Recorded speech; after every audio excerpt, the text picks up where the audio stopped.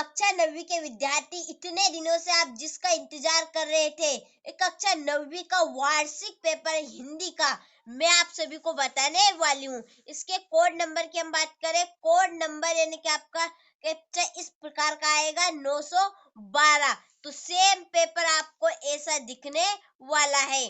तो बिना देरी किए वीडियो को हम करते हैं शुरू। सबसे पहला प्रश्न हमारा, रस खान कहाँ जन्म लेना चाहते हैं?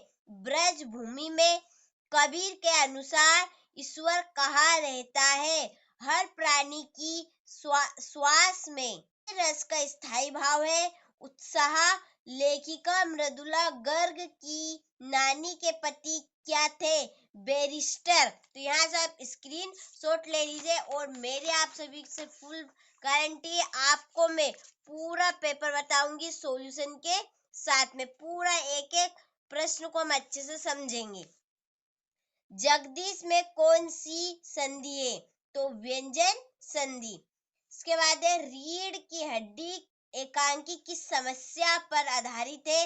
विवाह समस्या पर। अब आते हैं आपके रिक्त स्थान, कि जिसके कारण स्थायी भाव जागृत हो वह आलंबन कहलाता है।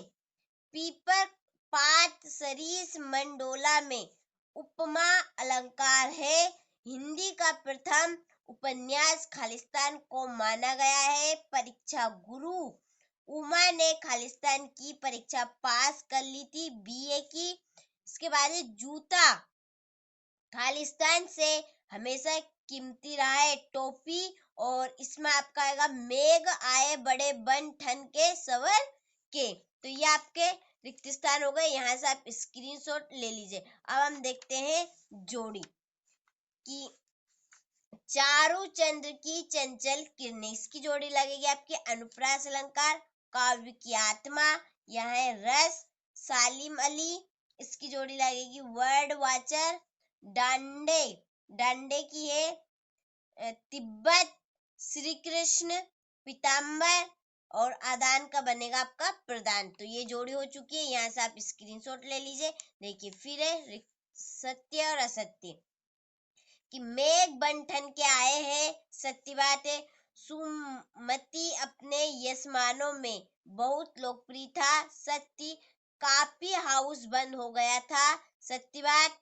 श्रृंगार रस का स्थायी भाव हास है, असत्य। प्रत्येक शब्द के पहले जुड़ते हैं, असत्य।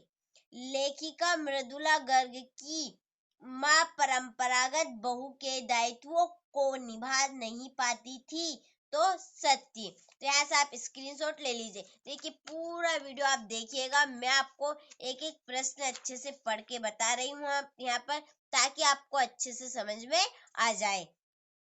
देखिए एक वाक्य में उत्तर देने की, केवल एक शब्द में आपको उत्तर देना है। ज्ञान मार्गी भक्ति शाखा के प्रतिनिधि कवि कौन है? कबीरदास। रिपोर्टाज किस भाषा का शब्द है? फ्रेंच भाषा। सदाचार का विलोम शब्द क्या है? दुराचार। ऊंचे कुल में जन्म लेकर क्या करना चाहिए? अच्छे कर्म करने चाहिए। कहानी के कितने तत्व माने गए हैं? 6। पर दादी ने आधा लोटा पानी किसे पिलाया था? तो चोर को पिलाया था। यहाँ से स्क्रीनशॉट ले लीजिए। अब हम प्रश्नों की ओर चलते हैं। तो ज्ञान मार्गी भक्ति शाखा की प्रमुख विशेषताएं लिखिए। कवि ने गांव को हरता जनमन क्यों कहा है? हास्य रस की परिभाषा लिखिए और उदाहरण भी। कबीर के काव्य के भाव सौंदर्य की 2 विशेषताएं लिखिए। महाकाव्य किसे कहते हैं? हिंदी के 2 महाकाव्यों के नाम लिखिए। और आपने यहाँ प्रेमचंद के फटे जूते व्यंग पढ़ा, इसे पढ़कर आपको लेखक की कौन सी बातें आकर्षित करती है? तो यहाँ से आप स्क्रीनशॉट ले लीजिए इसका। देखिए फिर प्रश्न क्रमांक 12, की कहानी किसे कहते हैं? 2 कहानीकारों के नाम लिखिए। किन घटनाओं से पता चलता है कि हीरा और मोती से गहरी दोस्ती थी? ये आपका प्रश्न क्रमांक 14 है, यहाँ से आप इसका स्क्रीनशॉट ले लीजिए अच्छे से। देखिए 15 है, कि श्यामा चरण दुबे की भाषा शैली की विशेषता लिखिए। समास विग्रह करना है, समास का नाम लिखना है, नवग्रह और राम श्याम का। मृत्यु का तरल दूध किसे कहा गया गया है और क्यों? देखिए, प्रश्न क्रमांक 18 में काव्यांश का आपको संदर्भ, प्रसंग और उसका भावार्थ लिखना है। तो यहाँ से आप स्क्रीनशॉट ले लीजिए। और फिर है प्रश्न क्रमांक आपका 19, गद्यांश में से एक व्याख्या दी है यहाँ पर, तो संदर्भ, प्रसंग और उसकी भावार्थ लिखना है। प्रश्न क्रमांक 20 में आपको राष्ट्रीय पर्व पर 15 अगस्त पर पिता और बेटे के ऊपर से सवाल लिखना है।